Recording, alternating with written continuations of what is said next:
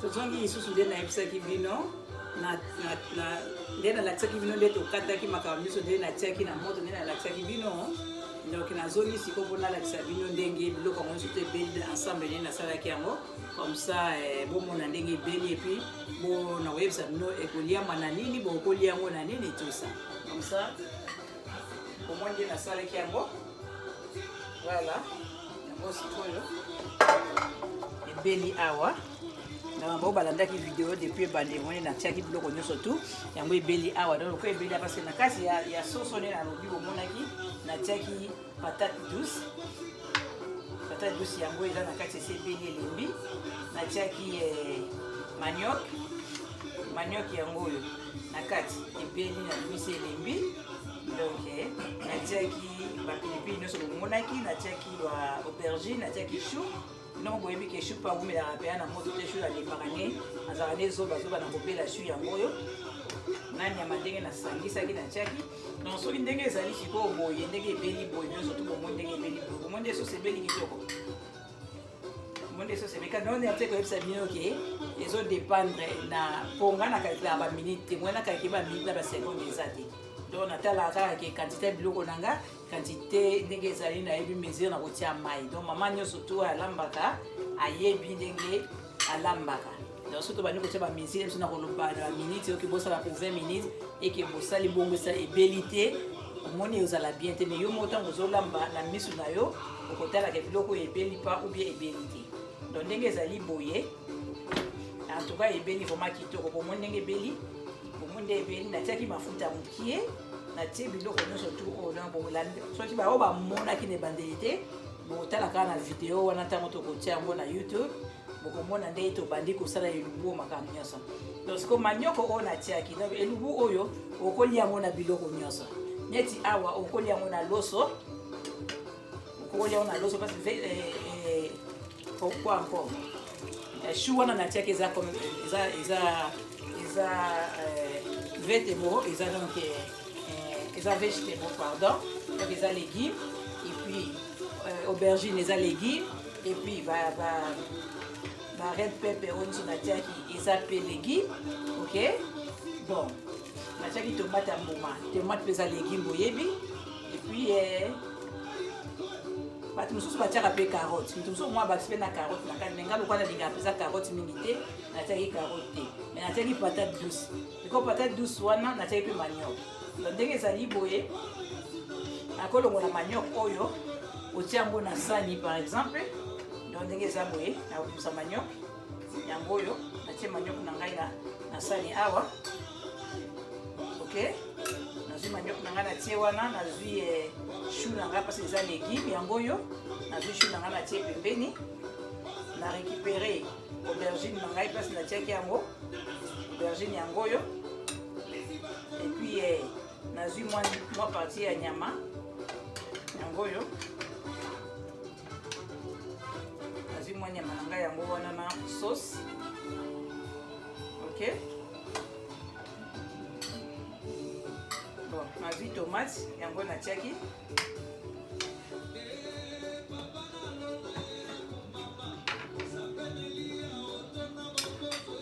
Ok et puis na récupéré patate douce nayebisaki bino natiaki yango patate douce yango ebeli natie na sani.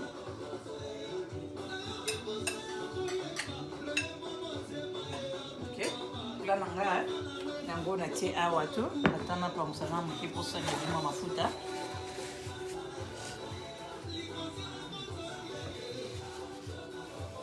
Na yango oyo na présente yango wana nakomoni ke nalambi yango mbala moko ensemble olie oloba otia manioc okutokisa nanu manioc maintenant ntango ebeli otokisa patate douce à côté et puis otokisa chou pembeni tout ça ekobela vraiment kitoko te ozala mpe na goût te eza manioc ebeli me ezala na goût te mpo na nini olambi yango na ba épice te.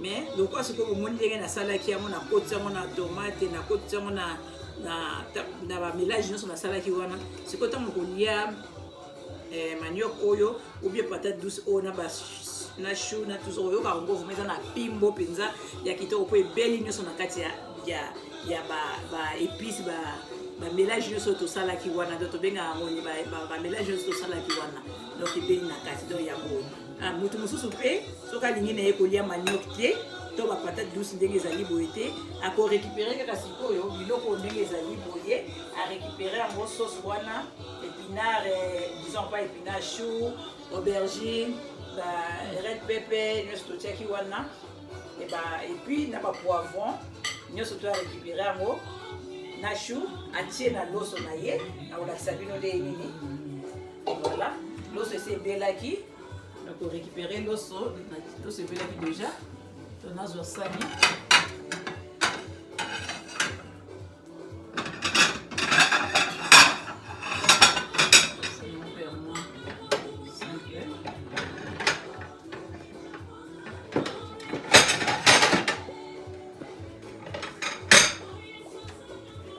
sani yango oyo atie loso nanga na sani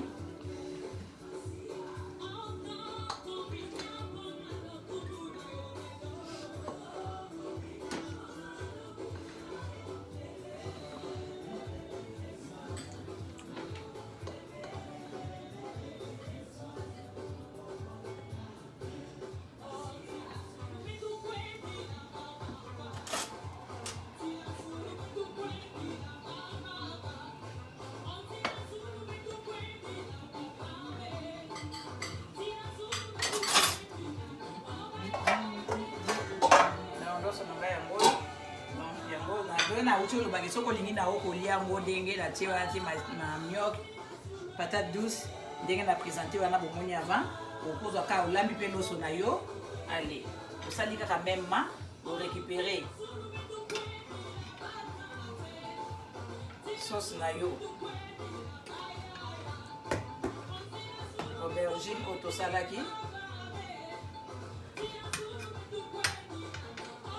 red pepper oyo totiaki otie pembeni ozwi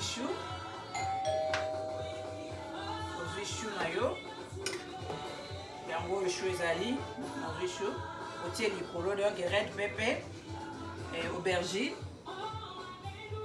chou na yo na nyama na yo orécupere mwa sauce yango oyo otie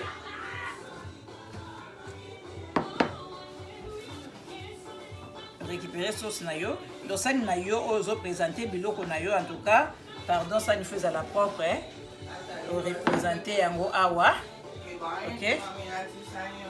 OK o tia yango yo surtout na kati o présenter yango très bien OK allez non c'est ça donc cuisine na yo biloko na yo yango nde nalakisi bino en tout cas osali nde nalakisi yo wana osali na lobeli wana en tout cas vraiment obongo mekango otala ndenge kopesa yo vraiment posa ya kosala donc ade nazoloba ke omoni recette nyonso nde nasali soki osepeli nango omona yango na YouTube tana otia yango na YouTube eke en tout cas o like comme ça osala pe commentaire ndenge osala pe commentaire tout ça mais soki ozala baquestion ya kotuna kohésite te tuna baquestion na koyebisa yo soki po oyebi kolamba yango te en tout cas oyebisi nga obengi ngai osinye ndenge mamani en tout cas nasepelaki na elubona nde kosalaki yango okolambela nga yango ya pas de problème na kolambela yo mais surtout naosala émission mpona kolambela bato te mais nazosala yango mpona kolakisa bato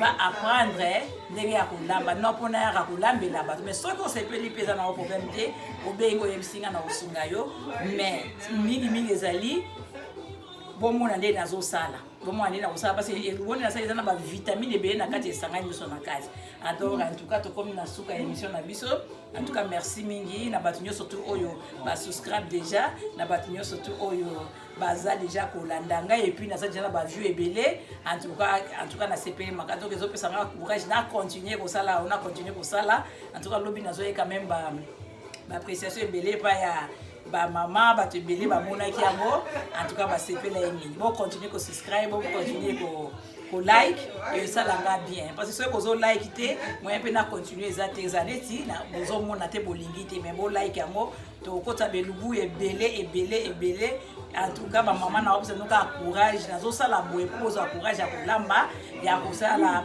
kolamba il faut que yeko na kolamba il faut ko créer au monde loko sepeli nango au créer au sali donc en tout cas merci mille merci en tout cas na opesa merci na batunyoso na baninga na ngoso na batunyoso tout en tout cas beaucoup ta bola et puis elubu ya sike ko ya next week na un jour ni entre lundi et mercredi na osa elubu o baoti ko senga ngai ya mbisi ya mai na dongo en tout cas merci mingi en tout cas tika kenzambe apambola bino nyoso bisika bozali apesa bino kimia apambola bino kimia na mabota na bino en tout cas na kombo na Yesu aza mokonzi pe mobikisi na biso amen.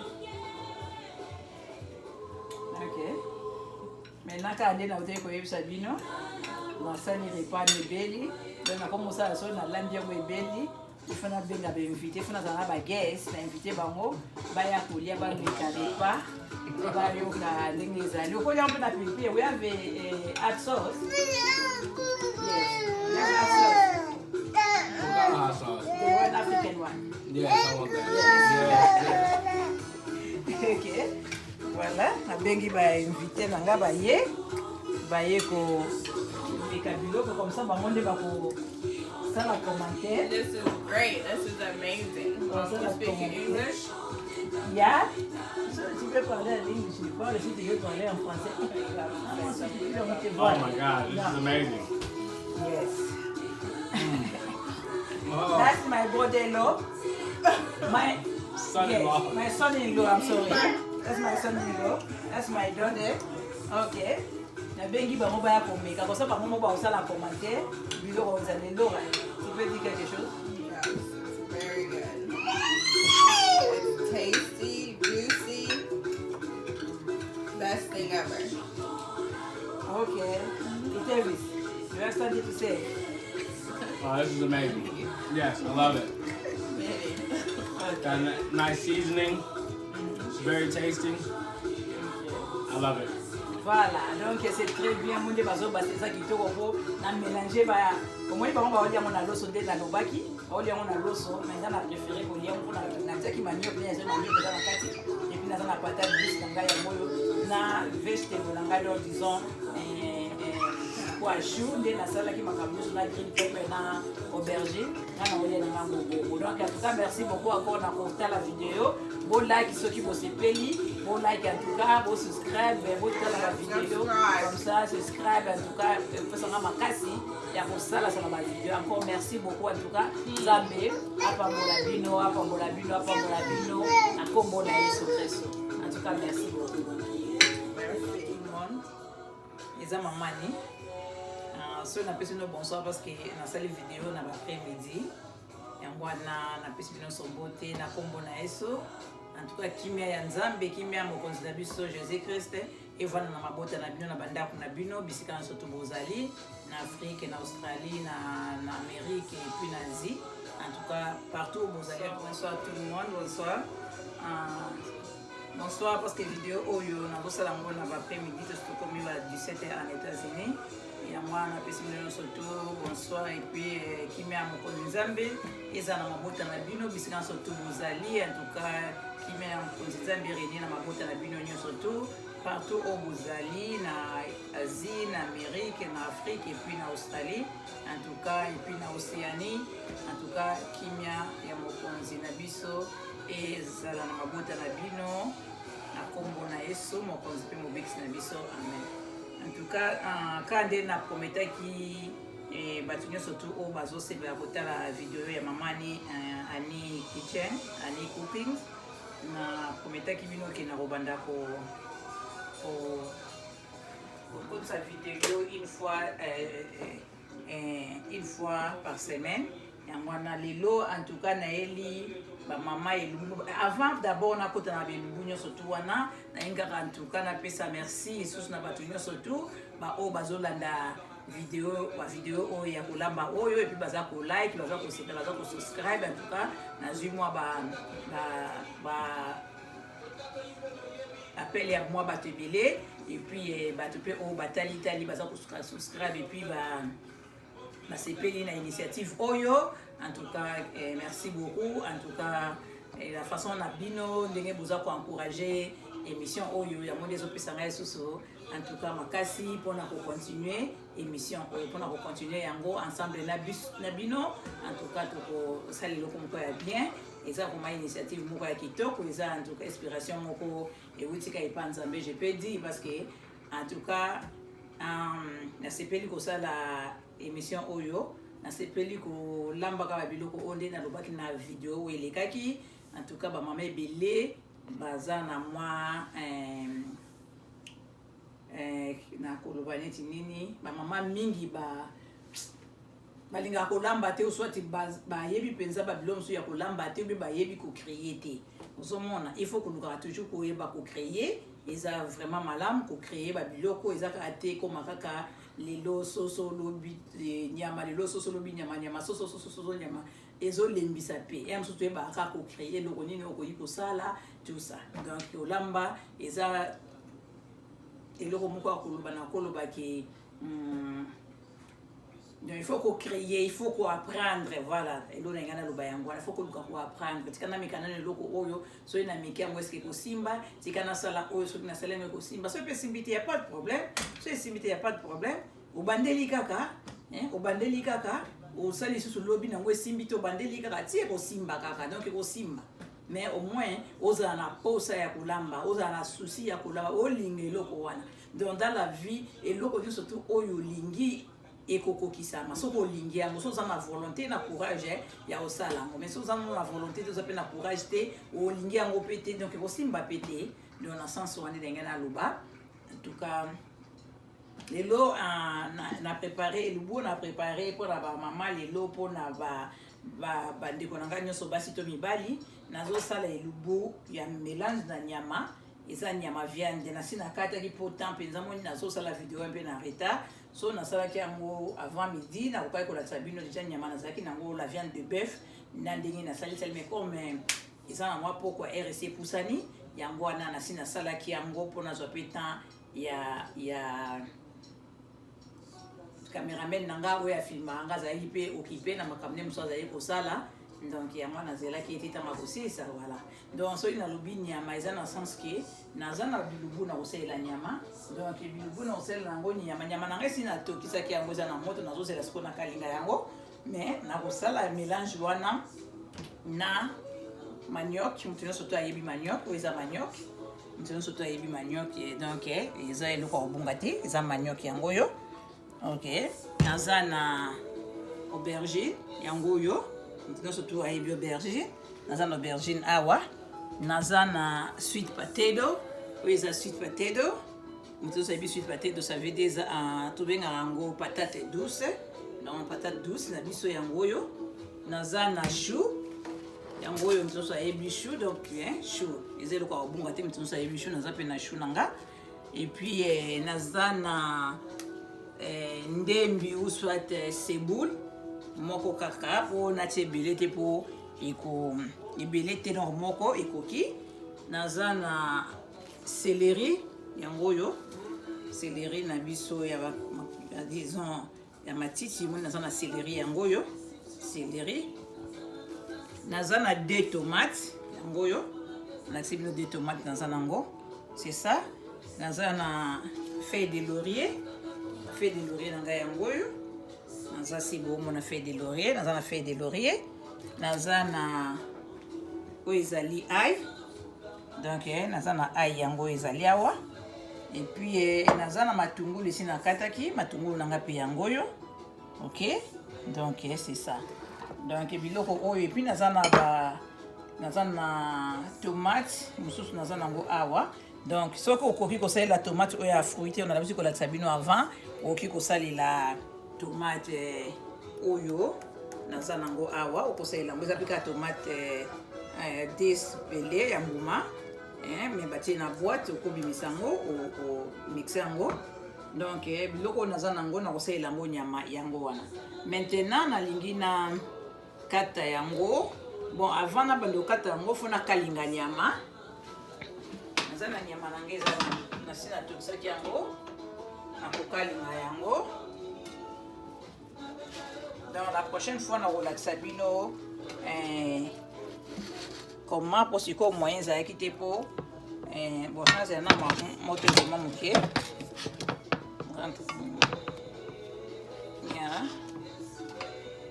Azana nyama ezali awa yango nyama na binyama ngombe nyama ngombe c'est mieux pour na osala elubu wana na tino recette wana na Sibino il faut kosala ngona ngombe en tout cas na ngulu na intimité formé ko simba mais na nyama ngombe osala bien bo ngombe na biso pe ya poto boyebi kaka ndenge za penza fraîche penza te donc il faut luka kaka tango zo tobisa ye osmika botokise na babikila kila quand je dis bikila kila mais boyebi kila kila zanini ba épices tout ça to chaka na biloko exagéré pe ba épices te yo moko lamba na ndako mamu yebi po nyama na oyebonga épices ni no chaka tout ça tie mo ba épices tango zo tobisa nyama pour que ba épices wana ekota na nyama tango zo tobisa nyama poso ko toxika nyama yango moko ya pamba bongo et puis yo kotia ba épices tango ça la sauce nyama na tamba to ko liango na kati ya nyama ezala na goûter ozana épices parce que côté épices te mais soko tokisi ye ndango tande to chaka ito otokisa azotoka na ba épices nyonso azotoka na bango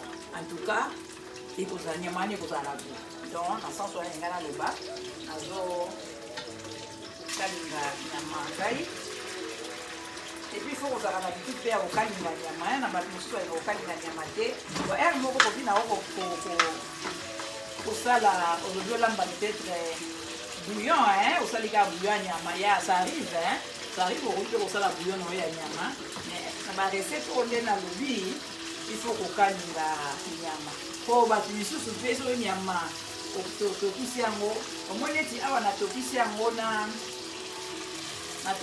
na biloko na bikilakila nini natiango bikilakila ebimi mwa couleur ndenge eza mwa bacouleur bo mais soki otokisi yango na biloko te nyama na ozalaka pembe moni ntango otokisi aza kaka mwa pembe wana sikoyo otia ye na sani amona na pembe ekataka bato mosusu apeti bon ça dépend d'une personne à l'autre ekataka bato mosusu apeti donc c'est mieux soki ozosala peut-être ya yo moko ya apprécie bon nayebi te mais so ozolambela bato le mosusu ezalaka malamu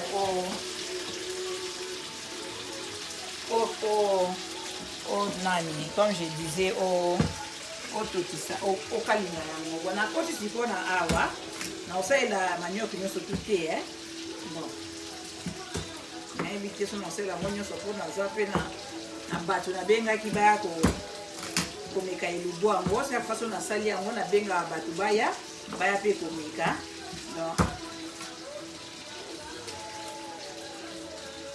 aza na manioki oyo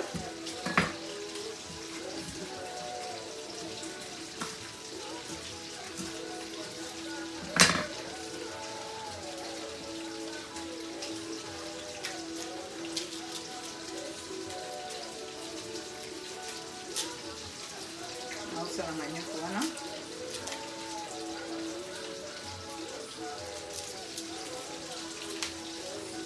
nde nasala naza na baleki na ngai basengai ngai elubu mo nasala yango longtemps bon basipela nango silo nasala yango longtemps tukata ba 2 ans ou ba 3 ans si je me rappelle plus mais barapele ngai elubu wana ya mbisi ya mai na dongo en tout cas la prochaine fois nous sommes elubu on a osala la prochaine fois en tout cas na kosala yango nayebi ke mama oyo asengi ngai azola soki alandi ngai ya koyeba aza nani mpona ali kopesa kombo na ye awa te na là où tout le monde peut suivre non naopesa kombo na ye te mais au moins ayebi esika azali so alandi video oyo ke na osalela ye libu wana asengaki abanga na ye te na tuka nakometre ye na osala yango donc awa nazaka kocontinue kosala manioki oyo nde nayesaki bino antuka nyama na nge eza na moto eza kobela na obelisa yango mpe mpenza mingi te mposo obelisa yango mpe mingi ekoya kokauka ekoperdre na goût nango donc naza kobalisa yango okana minda ete mpe mwa couleur moke très souvent quand tokalingaka nyama te tokalingaka kozwa mpe tokalingaka nyama mpe na mafuta ebele soki asa adeli na ye alembi ndenge totie bondeli elembi otieka mafuta moke ozobalisa yango okoya nango ya pas de problème meti odile mpe moto so moto ezalaka ya makasi osenzi so moto eza makasi ekolisa yango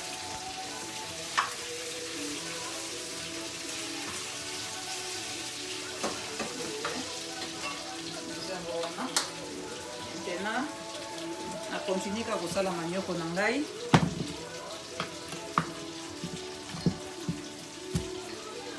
nakata yango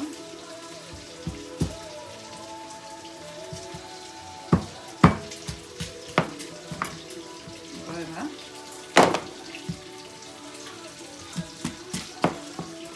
nakata yango nazwi patate douce na ngai yango nalobaki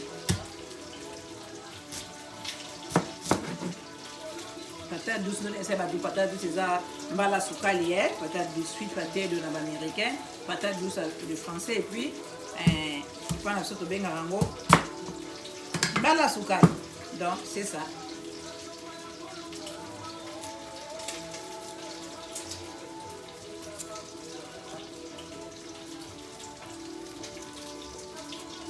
encore il faut voir là il y a ça là moi je ne sais pas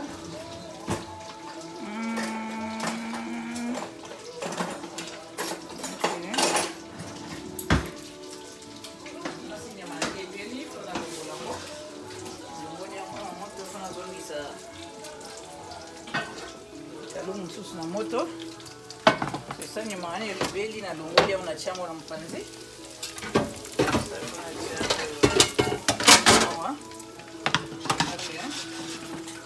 na nanga na moto awa tela na uta mafuta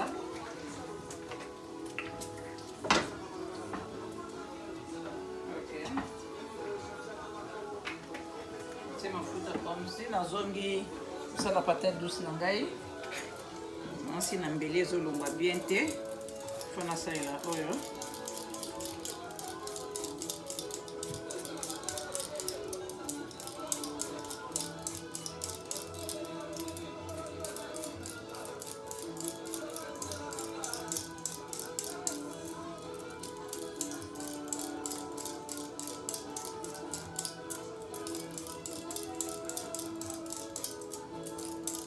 c'est la rapide rapide olia mbeli longola boizo pesa biso moi passi comme ça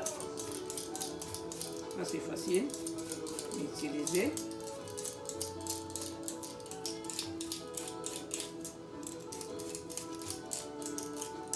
dans bien na lobby oza mbala sukali donc nazo sala ilubu wana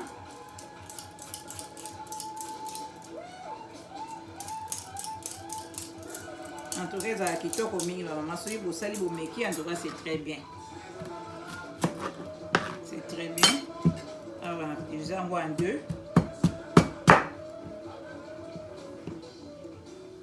ensemble kuna je envoie en deux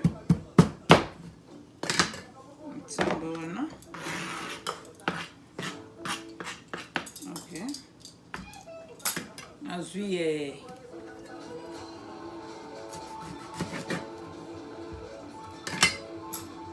aubergine nanga comme je l'avais dit aubergine yango yo aubergine na kolongola ye baposo te na kotika ngo kaka nde ezali bongo na kodivise aussi en deux avec aubergine na kosalela nyonso tu te na kosalela kaka partie moko e na kosalela ya aubergine voilà ye na kokata ye na 4 ponso boye parce que aubergine eza légume oyebi ke eza légume nazwi natie eka na bassin wana maintenant nazwi chou na ngai comme nayebisaki bino naza na chou ye yo sio mpe na kosalela ye nyonso tu te na kosalela la moitié ya chou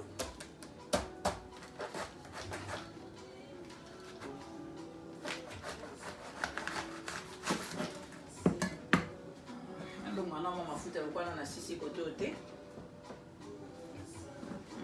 chou nanga mpe yango na kosalela une partie ya chou na tiki mosusu po eza ebele nazwi chou nanga na kati 4 morceaux. Voilà. Et wana chou natie pe awa. Natie chou nanga wana. Ok. Naza na ba red pepper nanga nde bomoni awa. Ba piment oyo. Na osalela yango nyonso pe te nakata yango na katikati nde naokata boye. Nakata yango na katikati nde naokata awa. Ça nalongoli partie oyo ya kati. J'espère que je crois que vous l'entendez très bien. Hein? Donc, nous allons regarder la kati awa.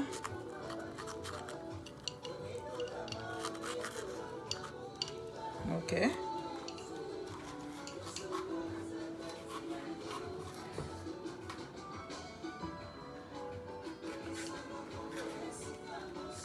Ok. Voilà. Et puis, il faut la kata et pour et vous avez minene na kati 2 parties. 2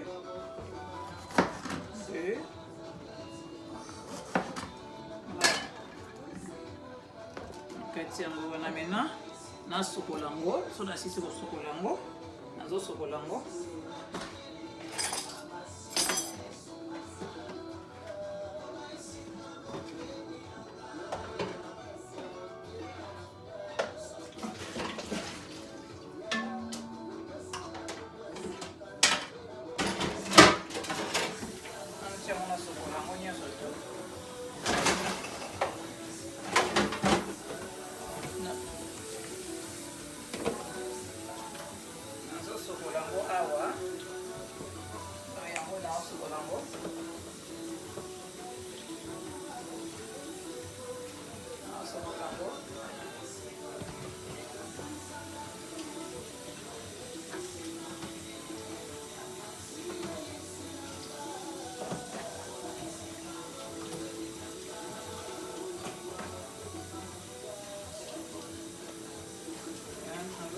comme je vous ai dit.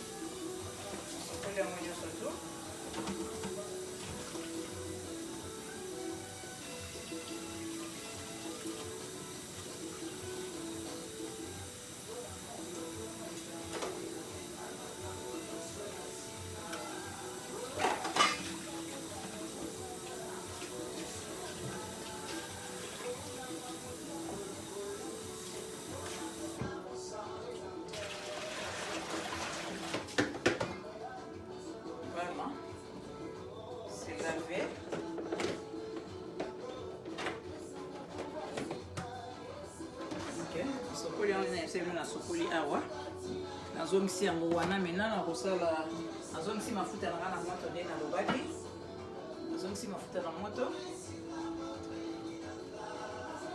Ok, kotia na mafuta na ngana moto ifo nazwa sikoyo matungulu na ngai nakombo kalinga matungulu yango yo na okalinga matungulu.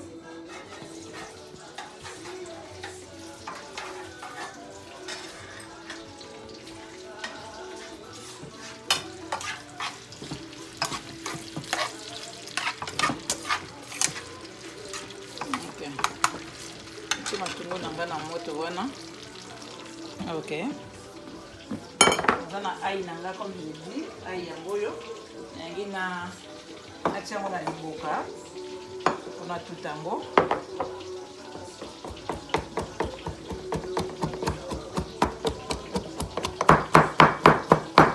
Nazo tout ai nanga na yebisa ki lelo ai boye bezani.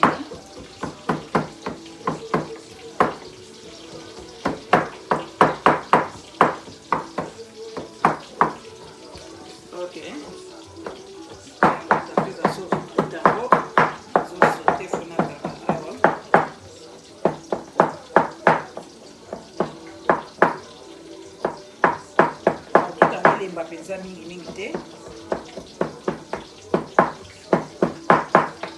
mekana kozongisa ngo na blender pe ozotuta tuza bien te.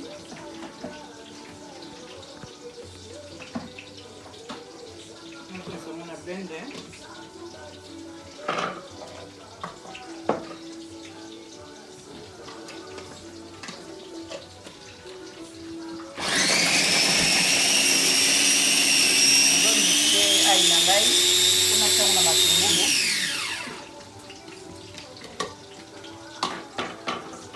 Nasangisi na ai mosusu naza nango awa nasangisi yango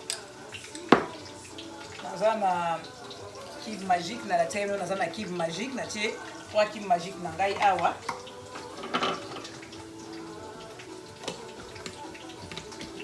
na blend bango nyonso ensemble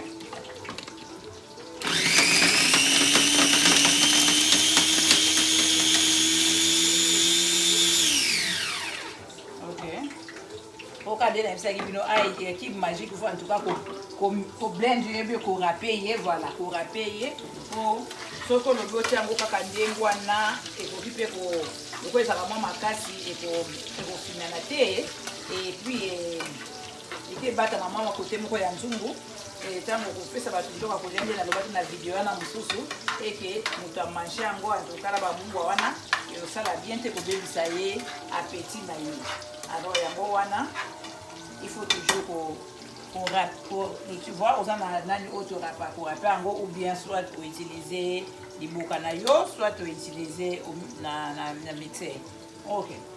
Na ça qui nous sur la fois passée, il faut toujours qu'on vous a na spatula, l'auto na benga spatula, et ça vraiment très bien pour ramasser biloko nyonso surtout oyo tout qui bien ou bien tomate ou bien quoi ou bien sauce hein.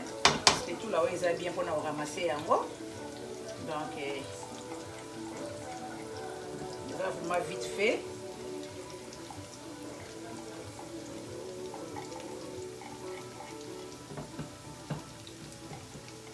Et ça quand est bon. Mais bien na Congo hein, na na camarade moko. Tant aux ana ba na mike, so na kepa na bango bazali mingi koninga konika. Bazali ka mingi konika pilipili hein, bango bazali ko tuta penza te ezaki na bitite na bango te. Ya otuta pilipili hein mama bazali konika bona bazali na libanga moko epa na bango wana libanga nde banika ka pilipili na bango mama bazali sa pilipili na bango kitoko ya konika bona libanga baniki yango penze komi poto poto mais sikoyo autant baniki bongo bazalaki ko utiliser pine hein muka ba pine non pas pine babali okaka boyebi ballon oya biso na Kinshasa bana basala yango bal wana plastique bon ba laisser baby le mu pepe bazui bakati basi nde bazali ko ramasser nango pilipili na bango tango bazo basisi ko nika ngoli bazali onika na libanga wana donc le plastique wana ezaka neti none na yebi no spatula oyo parce que ça aussi en plastique pour ils ont ramassé puis bien et le qu'on a pu appuyer ya bal wana en tout cas ça qui bien vraiment lokoti nyonso ta pipi ndambo et otika na libanga na bango wana donc c'est ça. Donc peut-être na Congo tu vois que utiliser la spatula oyo te mais tozaki na moyen na biso ya kosa neti pini wana na yebisi bino. OK. Maintenant na kotia tomate na ngai na ya na fungana tomate na ngai ya na tomate ici na tomate awa na tomate na ngai yo na tomate na tile reste la tomate na tika ki nango yango ni na saleli awa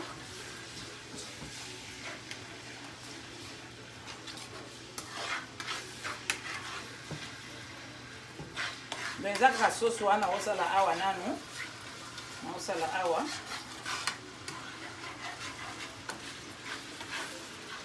et puis il faut que ça la bitika otika sauce na et ou mingi na moto faut que la bitika otika sauce et ou mingi na moto pour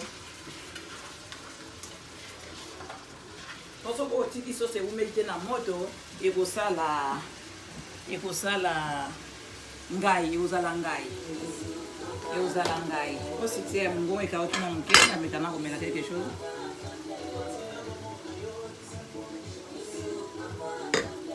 donc ça langai na posa na ki céleri faut la tia céleri na pe na kati et puis ça mbo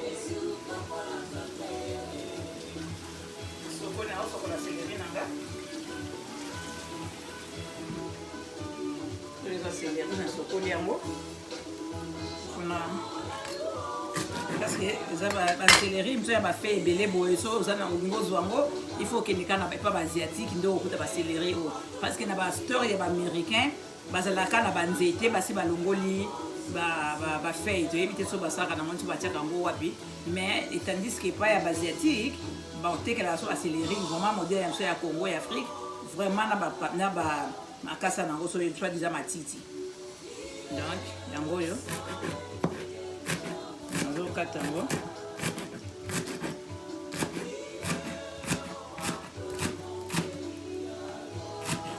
bino boyebi kandi céleri ezalaka na mwa solo kitoko na kuya kitoko donc na récupéré céleri na ngai yango oyo natia yango na sauce wana lela alobi natia yango wana et puis ok ok on va continuer là pour le tambo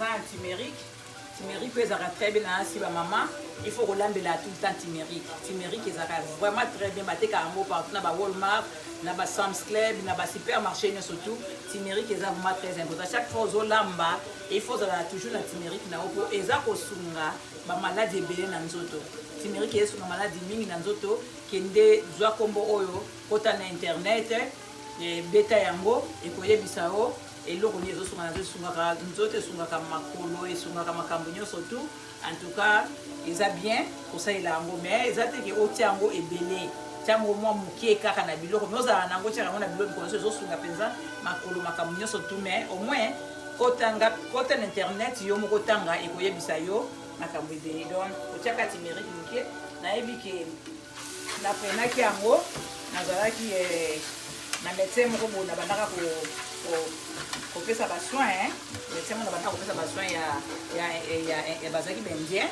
donc bendien ya états-unis te bendien ya libanda alors mwasi ya mwana na ye donc belle fille na ye à chaque fois soki aye na biloko tozopesa beau-père na ye nazalaki curieuse yango nde eloko nauti koyebisa bino ke il faut être curieuse na ndenge ya mabe te la curieuse na ndenge ya malamu na abi na ndenge ya mabe te parce que curiosité mpe e après nakamaka mosusu mpe ebele donc ozala curieuse na ndenge ya mabe te mais ozala curieuse na ndenge ya bien alors tellement na bandaki komona yango tuta efali natuna ye engene wana po bon tomesani mpe na bengene te tout ça comme nazalaki napesa papa na ye basoin nde yango wana naprofitaki et puis ayaki koyebisa ngai ke voilà explike nga turmeric ntina nango nga mpe alambi mpe barepa mosusu apesaki nga mpe na métier en tout cas très bien naye mpe komeka depuis wana nga mo mpe nasali barecherche na nga mpo il faut koyebaka mpe kosala barecherche mama kovandaka na ndako te mama ozaka oba non en tout cas ce n'est pas les femmes d'aujourd'hui basi ya lelo baosala makambo nyonso basi ya lelo bazosala en tout cas j'ai dit makambo nyonso kende na internet sala barecherche na yo soki oyoki ata kombo eloko moko tu soki yo oluti hotel eza nini en tout cas il faut beaucoup faire des recherches oyeba peti nezaka te kovanda donc c'est ça yango otina turmeric yango wana et puis naza na mwa tangausi mama nyonso na cuisine na ye azangaka tangausi te azala toujours na tangausi na ye donc omonde nasali mélange wana awa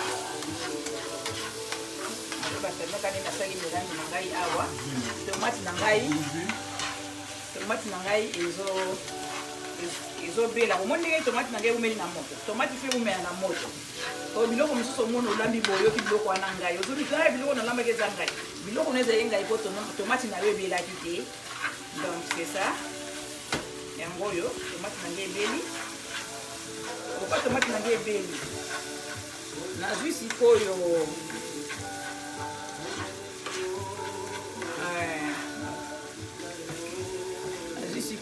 naza na bouillon oyo naza na bouillon naotia bouillon moke na kati eza bouillon ya soso kolekisa ebele te po bouillon soso boyebaka nde basala yango mpe na mungwa Ok, maintenant.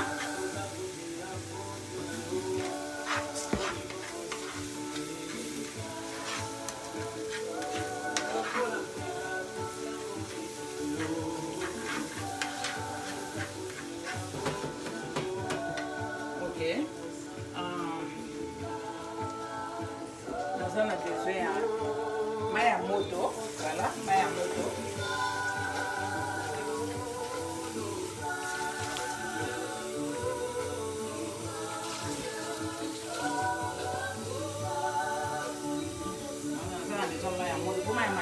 Maille à moto, on a besoin de retirer aussi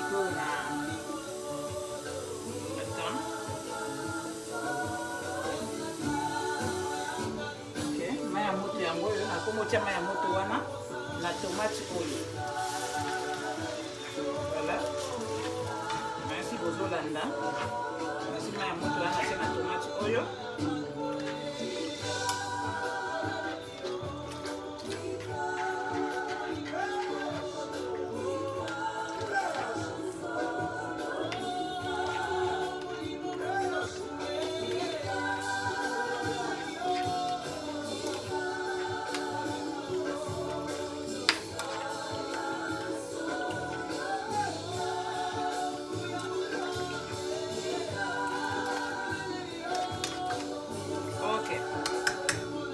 Tant que mai na yo, il faut osala ko mesurer otali quantité biloko na yo, otali mai, otali sauce na okotiaka osopate parce que là soza na biloko muke, soko tie mai ebele et même c'est no biloko.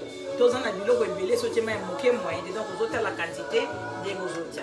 Alors tant on a sali boye, ndawa na siko na récupérer biloko o na sala ki ndena ebisa ki bino, na récupérer biloko oyo, na komi kotia ngo na kati awa. Mais avant na tia ngo kutu na kati awa, il faut nazongisa nyama na ngai na kati awa. Nazwi nyama na ngai oyo nasalaki, nazongisa yango. Bon, luto ça ne va pas na changer luto. Nazwi nyama na ngai na kalingaki. Nayo nazongisa yango na kati awa. Nazwi yango nazongisa na kati awa.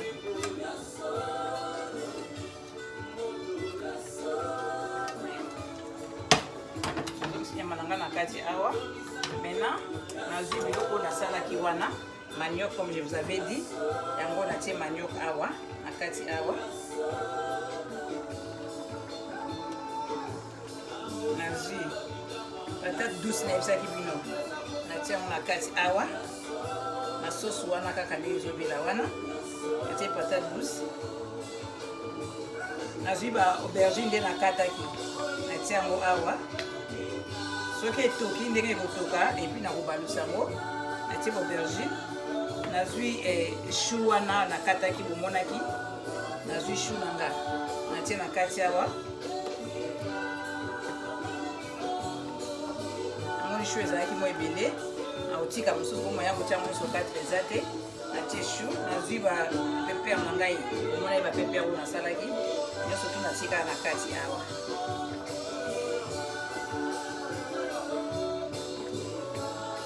Baby qui va patate douce eumelaka nango te na moto, ba chou eumelaka nango na moto te. Eloko ekosala neti eumela mwa moke ozala manioc, mais nako gérer yango kaka nde nako gérer yango.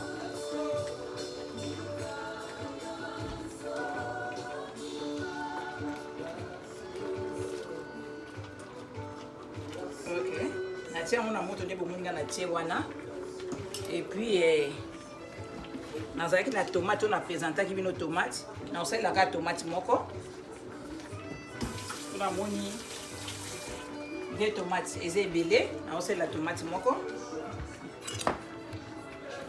Nakati yango na kati. Et puis il faut nalongola bambuma. Bambuma wana pe epesaka biloko ngai. Donc so ozosala tomate ya mbuma ko tia bambuma wana na kati te comme ça biloko na yo ngai.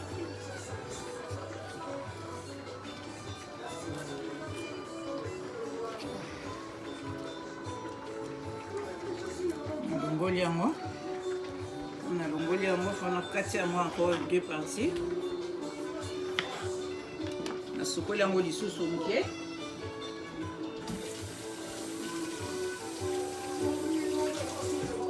ok na bakisi yango na yebu na ngai oyo nabakisi tomate na ngai. Ok, voilà, comme ça nakotika yango. Moi reste natikaki reste ya matungulu na ngai, nazwi yango ndambo nabakisi yango likolo epesa yango kaka pingo. Ok, nazwi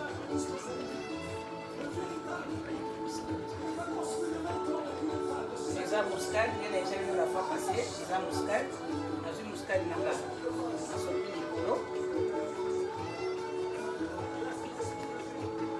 Kaka nde nalobeli bino ke biloko na biso ya awa ifoluka kaka kolamba yango mwa otiango mwa baingredient mpo banyama na biso awa boyebi. Nazwi magie cube magique nabakisi mwa ndambo likolo awa encore.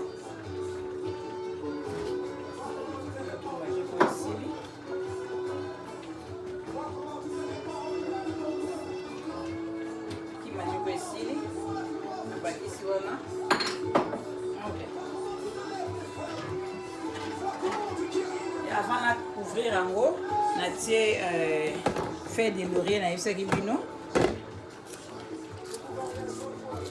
fait des lauriers en haut, on a bâti fait des lauriers. On a tika mo sukona no etoka, comme ça tu kozongela asima. Kozongela asima.